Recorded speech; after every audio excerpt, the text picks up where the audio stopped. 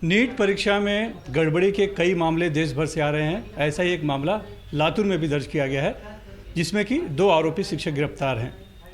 फिलहाल हमें लातूर के बगल में बीड़ में भी एक अभिभावक मिले हैं, जिनकी बेटी को जब नीट परीक्षा का जब उसने फॉर्म भरा था तब एक फ़ोन कॉल आया था और इस तरह के ऑफ़र दिए गए थे।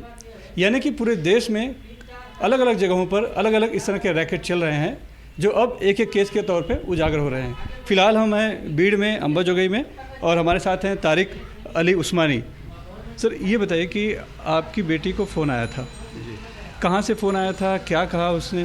ये कहाँ से आया था ये तो नहीं बता सकते सर, लेकिन फ़ोन ये आया था कि आपने नीट का फॉर्म भरा है और आप नीट का एग्ज़ाम देने जा रहे हैं, तो हम नीट में आपको 650 से ज़्यादा मार्क्स दिला सकते हैं अगर आप चाहते हैं तो। मतलब वो गारंटी दे रहा था कि 650 से ज़्यादा मार्क मिला सकता? तो गारंटी वही अच्छा, कि हम आपको 650 से ज़्यादा मार्क दिलाएंगे आपको।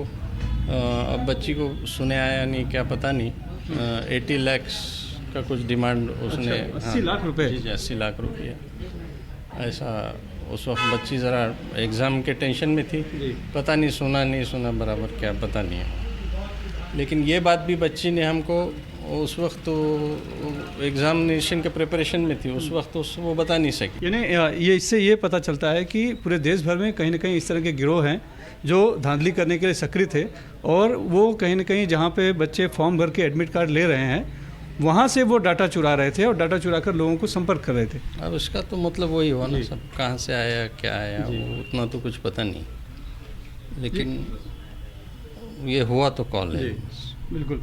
तो कहीं कहीं जगहों पर खुलासे हुए हैं, मामले दर्ज हुए हैं, गिरफ्तारियां भी हो रही हैं, लेकिन अभी भी कई ऐसे मामले हैं जो कि लोगों को संपर्क कर रहे थे और संपर्क करके इस तरह के लालच दे रहे थे।